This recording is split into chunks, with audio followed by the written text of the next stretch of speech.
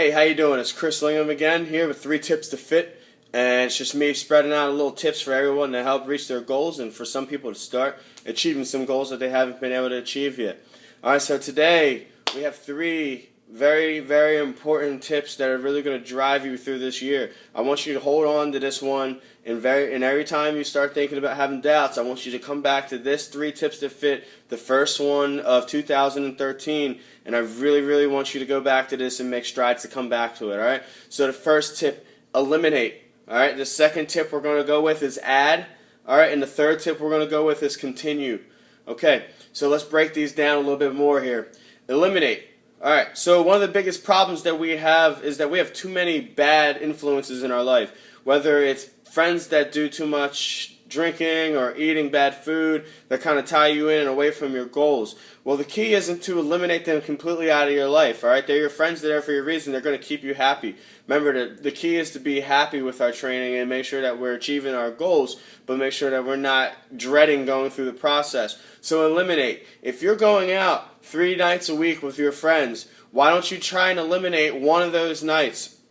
Right? That's going to really make a difference in the long run, and it could lead to you taking off maybe 2 nights out of that week and really breaking it down to 1 night going out, or maybe even no nights, or maybe every other week, which is really going to help you sustain long-term goals and really break through some of the plateaus. Alright, so what else can we eliminate? Alright, so if we're smoking cigarettes, obviously this is a new year, this is a new opportunity for you to stop smoking cigarettes.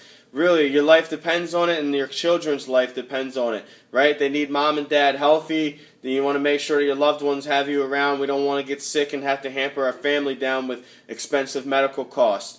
All right, so what else? Bad food. Let's eliminate some of the food that we eat, right?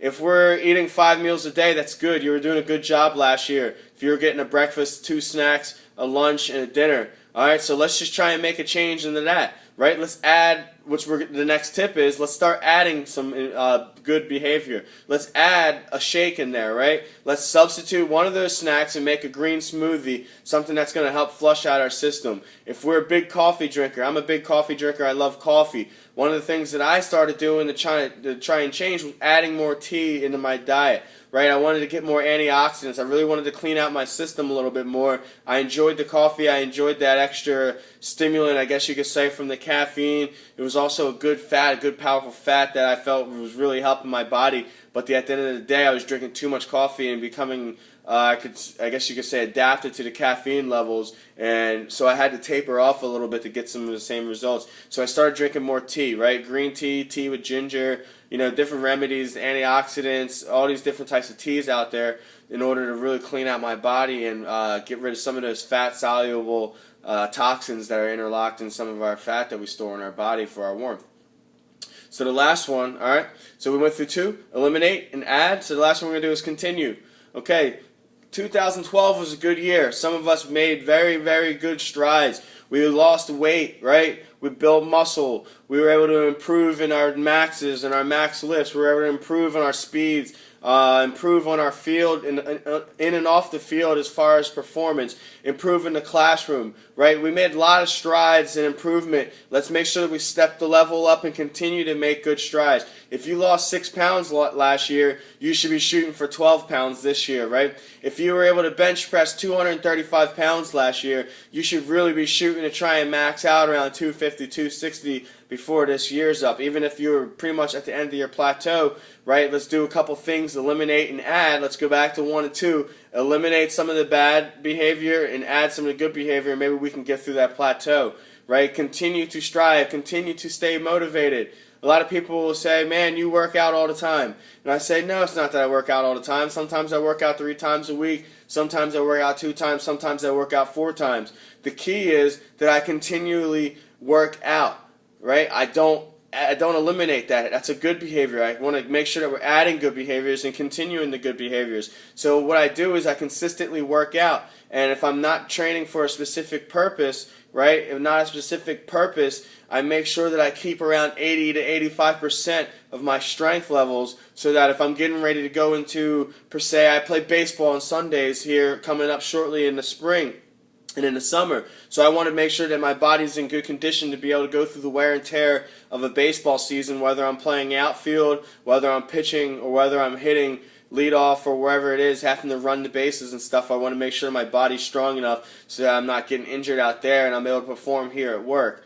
A lot of people play a lot of sports leagues, but they're really not taking care of their bodies, so sometimes you get injured out there and it costs you in your pocket. So the key is to make sure that we continue to improve, right? I'm going to say that again, continue to improve, get better. There's no reason that you should ever digress. I hate when people come to me and they tell me, oh man, I was doing so good and then I dropped off, or, I was able to lose so much weight with you and then I stopped and then I gained it back. Or, I was so strong at that point, but now I don't feel that strong anymore. You're going to lose it if you don't use it. It's just a key. If you don't stay consistent, you're going to lose all of your improvements. So then you just wasted a lot of your time and a lot of your money, right? So we want to make sure that we're saving our money and staying motivated, staying consistent, and making sure that we're improving on ourselves, improving on our family, improving on our life, right? We want to make sure the world's a better place.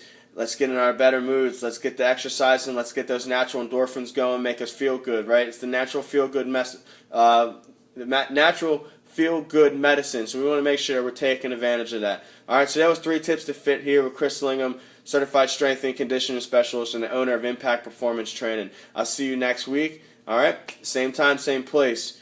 Y'all make sure you hit your goals this week and keep on driving to success.